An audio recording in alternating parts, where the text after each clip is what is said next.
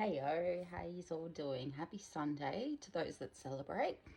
And for those that are still in Saturday, catch the fuck up. I have pulled Uranus, which is interesting because Uranus is in retrograde at the moment. So, just a little bit of info about Uranus. So it's the 7th planet from the sun. It's an icy giant and it is the coldest planet.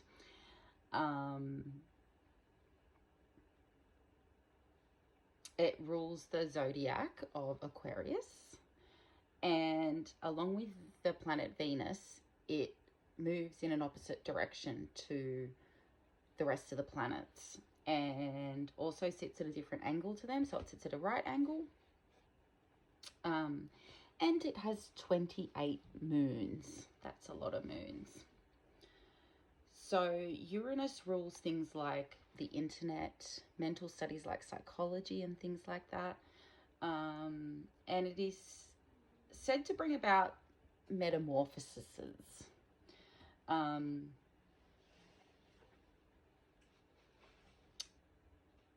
I mentioned, Uranus is an icy planet, but it is most likened to Prometheus. I hope I've said that right.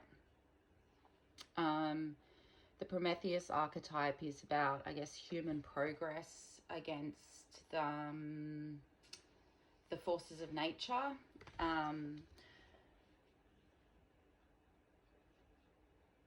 It's about cosmic rebellion. It's to do with like genius, intellect, and is represented surprisingly by fire. So we've got an icy planet that has an archetype most like it that is a fire, which is seen to be transformational with patterns and potentials.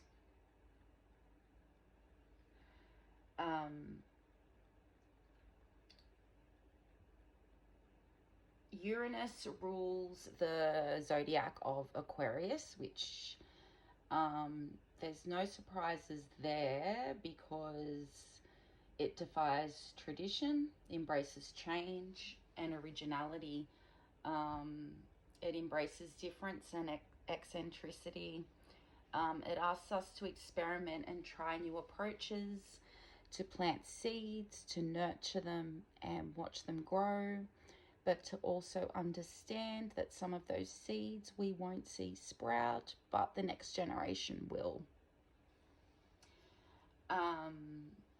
Uranus is currently sitting in retrograde, which I mentioned just before, and its current placement in retrograde is in Taurus. So in Taurus is when Uranus is facing its most resistance. But what it's going to do in retrograde is really ask us to come face to face with what we don't want to come face to face with. To try and break free from unhealthy ego, shake things up in our lives to bring things into alignment where they're supposed to be.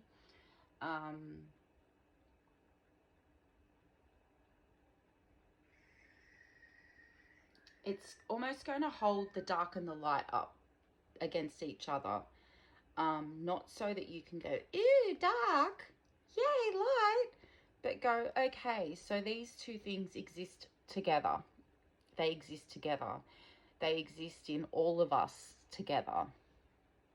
Every single one of us, the devil inside, right? But it's asking us, please have some, really honest conversations with yourself, really honest conversations with other people, and really honest conversations with spirit, your ancestors, the universe. in Taurus,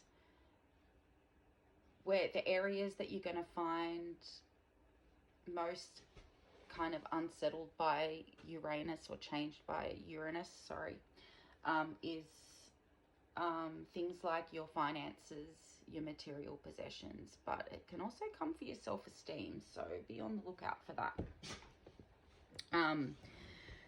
So we know that it's most resistant within Taurus, but the sign that it's most exalted in is actually Scorpio.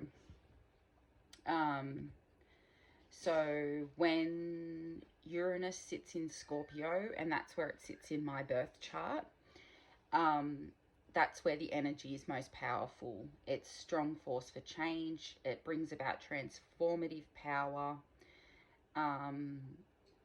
focusing on truth telling and getting to the bottom of things.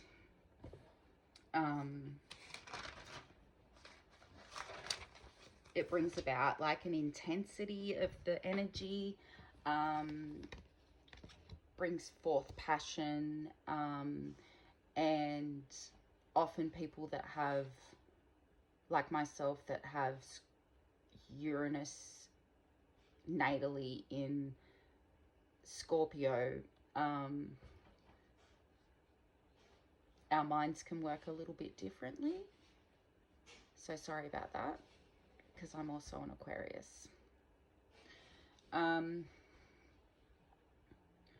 There is the dark side to it, and that is that it can heighten jealousy, possessiveness, bring out the little scorpion stinger a bit, you know. I'm guilty, working on it. But yeah, Uranus asks us to see chaos as a powerful tool for change, that it propels us to kind of transform in certain areas of our lives.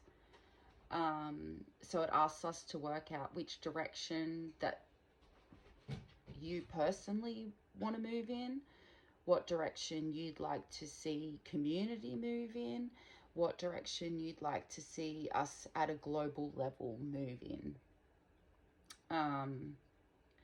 While at the same time embracing the uniqueness of everything, the unpredictability that can come and the surprises, the innovation, the revolution, the liberation.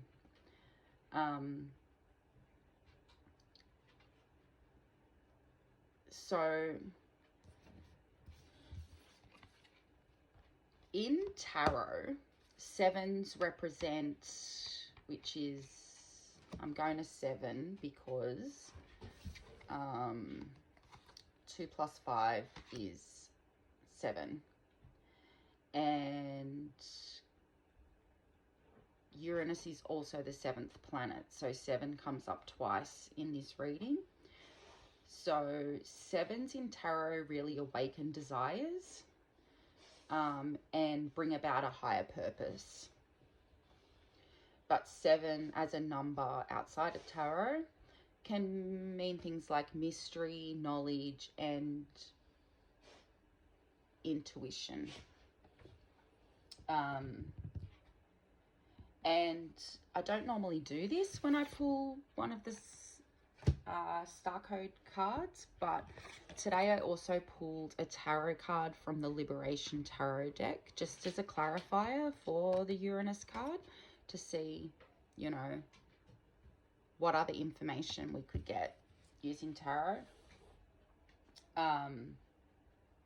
So we got card number 10, the portal, and in traditional tarot, card number 10 is the Wheel of Fortune. It's just called the portal in this deck. And just a bit of information about the Wheel of Fortune portal is that it embodies the elements of fire, earth, air, and water. And it also embodies the spiritual energies. This card asks us to liberate ourselves from constraints, to ask questions at this time that have no rush for an answer, stuff that you can kind of sit with and look at from different angles. Hi, Dada. And maybe see different perspectives that you may not have thought about before. But yeah, instead of asking questions and rushing for immediate answers, sitting and just sitting with it for a while. Appreciating the way that chaos and alignment often come hand in hand. Changing perspectives on things and loosening our grip of fear and ego, and reevaluating things through a lens of love and liberation for all. To relax self in order to expand self. Really try and sharpen discernment so you know what is aligned for you and what's not.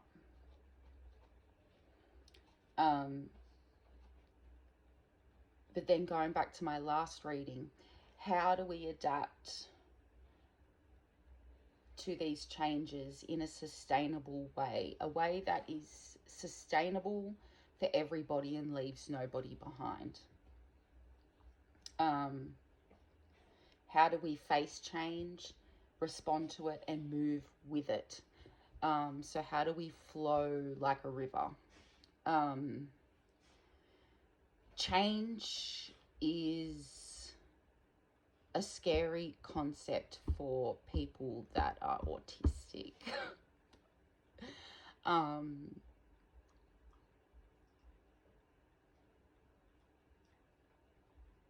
And I guess I've wondered why I don't struggle with a lot of big change. It's more smaller changes that I struggle with. And I'm assuming it's because of the planetary placements that I have.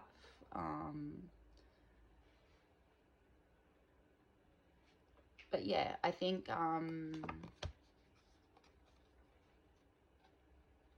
Uranus is really good energy to start bringing about shifts in thinking, shifts in doing, shifts in being, things like that.